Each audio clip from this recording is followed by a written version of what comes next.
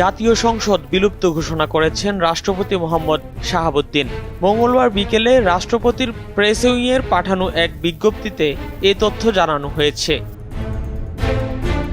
বিজ্ঞপ্তিতে বলা হয়, রাষ্ট্রপতি মোহাম্মদ শাহাবুদ্দিনের সঙ্গে তিন বাহিনী প্রধান, বিভিন্ন রাজনৈতিক দলের নেতৃবৃন্দ, সুশীল সমাজের প্রতিনিধি ও বৈষম্য বিরোধী ছাত্র আন্দোলনের নেতৃবৃন্দের বৈঠকের সিদ্ধান্তের পরিপ্রেক্ষিতে জাতীয় সংসদ বিলুপ্ত করা হয়েছে। এর আগে বিকেল ৩টার মধ্যে সংসদ ভেঙে দেওয়ার আলটিমেটাম দেওয়া হয় বৈষম্য বিরোধী ছাত্র আন্দোলনের পক্ষ থেকে।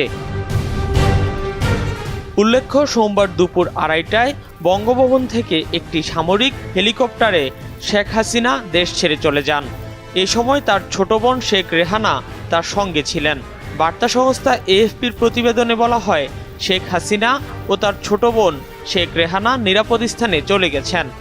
শেখ হাসিনা যাওয়ার আগে একটি ভাষণ রেকর্ড করে যেতে চেয়েছিলেন, তবে তিনি সে সুযোগ পাননি।